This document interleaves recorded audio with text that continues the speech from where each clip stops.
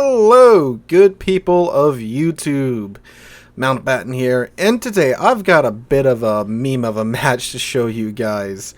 So, what you're watching on screen right now is the beginning of a match that 3 TSOF members participated in with 3 Dunkerques, the Tier 6 Premium French battleship. Now, the Dunkerque is a ship that seems to have a bit of a mixed reception with the community.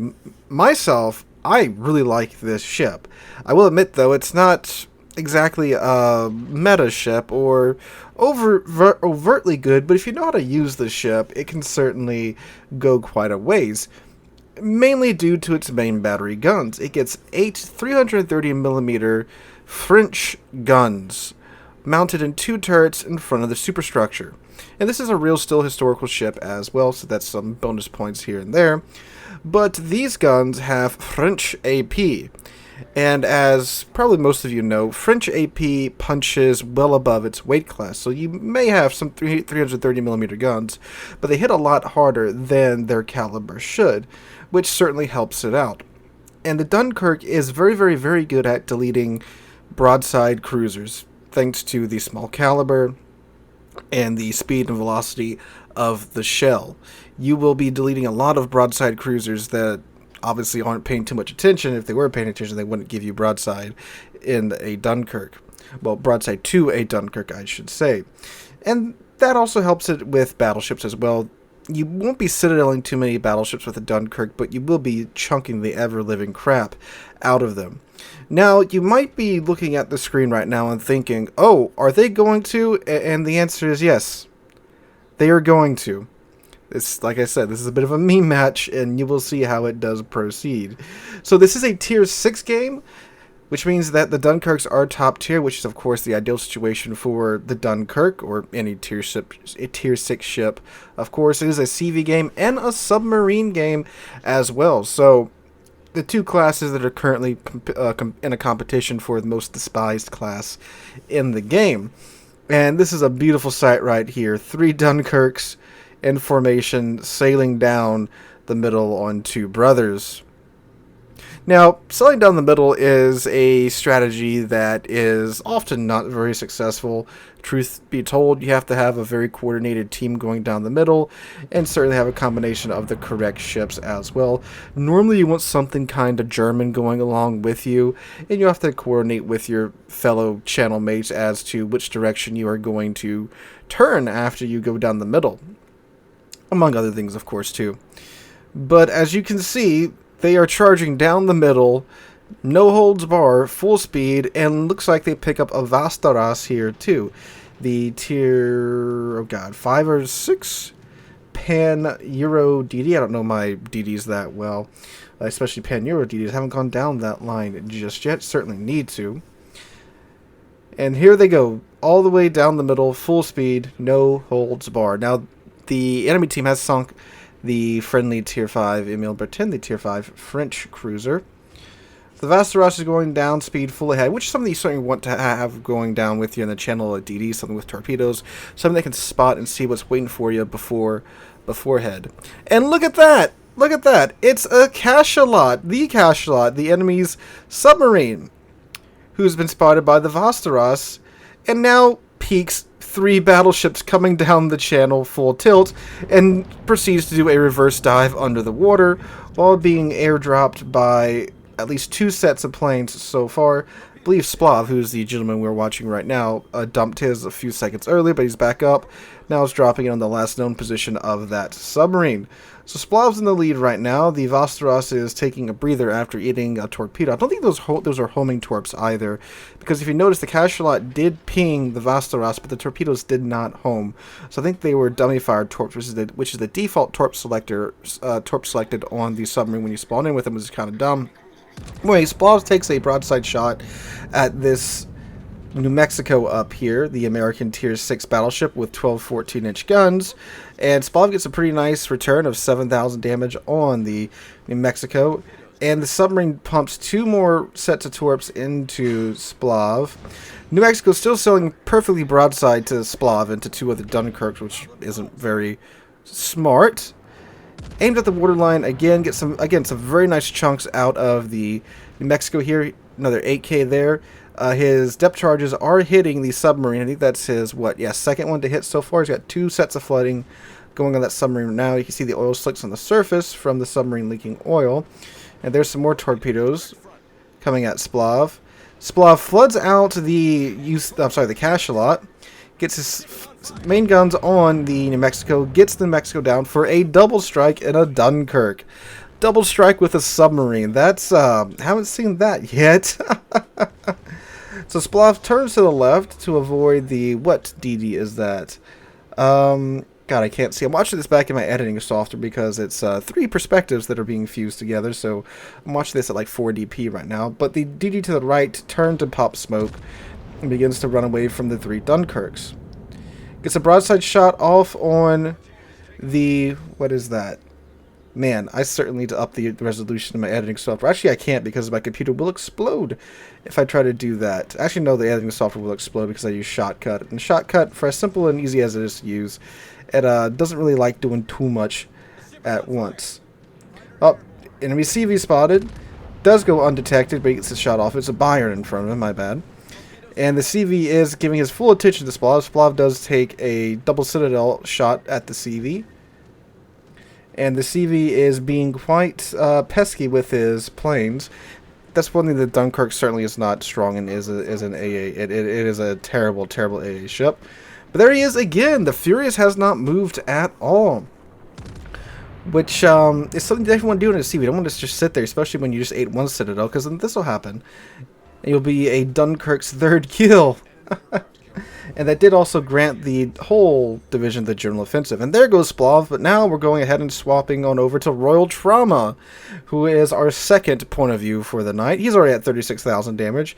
He did grab a Citadel on that New Mexico that they ran into right out the mouth of the channel. Ooh, look, there's a broadside Mayoko. Remember what I said about Dunkirks and cruisers? Yeah. There we go. 12k off of the Mayoko. And that's only with 1 shell actually connecting. The 3 other shells did overpin. Now, the Dunkirk most certainly does not have the most accurate guns either, but she does have a pretty decent reload for being a tier 6 battleship with as punchy of guns as she does have. Mayoko continues to sell broadside onto the Dunkirk, and the Mayoko is kind of in a hard place because he's got a battleship in front of him that's still on the home side, and there's Morgan getting a double Citadel on that Mayoko from across the map. That is our 3rd perspective. We'll get to her in a second. So the Mayoko really, again, he's in a bad place. He's got a battleship in front of him, battleship on the side of him. It's more of, who do I want to die to in that situation, especially in something like a Mayoko. Andrea Dorius pushing up, and he gets a bunch of overpins and 1 pin on probably the superstructure of the Doria. Now he does have a Nicholas in the smoke in front of him that's pumping his superstructure with AP for some reason instead of HE. Nice with HE. There's the Nicholas torpedoes. Mayoko and Andrea Doria are all very low. Andrea Doria is so low he's in fact dead. Andrea Doria is, again, in a tough situation. He has to either turn in toward the enemy team that's down south or give Royal here broadside and then get claimed as him for Royal's kill. Dallas 10 kilometers away, and like we were discussing a few days ago, American heavy cruisers aren't that hard to Citadel, especially when you got something like the Dunkirk. But Nicholas is in front of him. He does a smart thing and shoots at the DD. Again, you always want to shoot at the DD, especially when you're this close. And he gets Confederate for his troubles. Unfortunately, he is on fire. His damage con is not coming off cooldown for another 18 seconds. And then these torpedoes show up, and there goes Royal Trauma. Now on to our 3rd and final perspective, Morgan. She's already, she dealt with the DD that was chilling over by D. And she's returning from that journey, so she didn't get all the action that Splav and Royal did. But she's still here in the fight. 26-second reload time on these guns. On 4 330mm guns with such... Ooh, again, the velocity and the ballistics to be able to do that to a Bayern. Such a wonderful set of guns. When they do connect, again, the dispersion isn't great. She has 1.7 Sigma, which, honestly, by Tier 7 standards isn't terrible, but coupled with the dispersion, it is very frustrating. So, again, she's got a broadside Bayern here. This is such a good example of getting up cross shots. Cross shots are when the teams is in a position like this, where the enemy team is in a position to where they either have to angle toward one group of teammates or the other. They can't angle to both, to where you can get some nice juicy shots in, like these three have been able to do for this match after coming through the channel.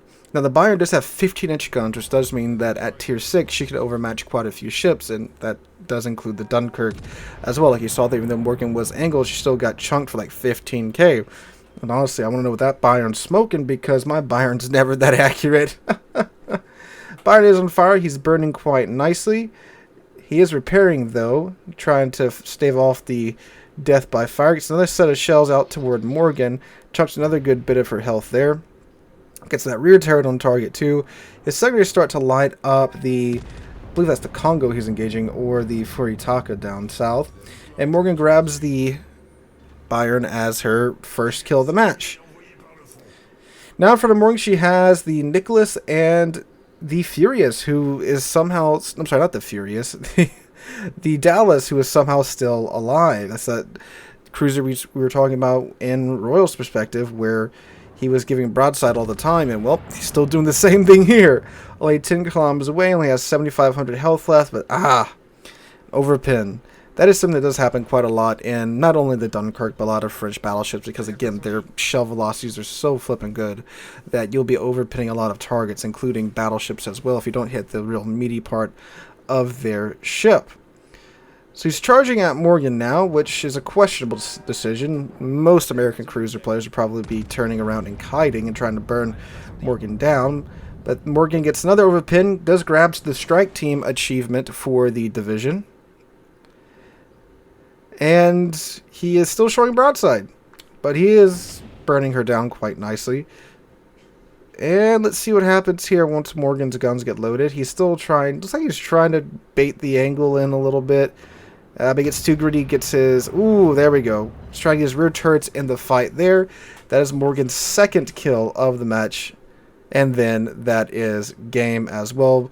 Because right after this end screen here, the enemy DD that was over on the one line did get taken out by the Furitaka. Now, unfortunately, I don't have an end screen for you, but I can tell you that the division got 7 kills and a little over, I believe, 180,000 damage between the three of them.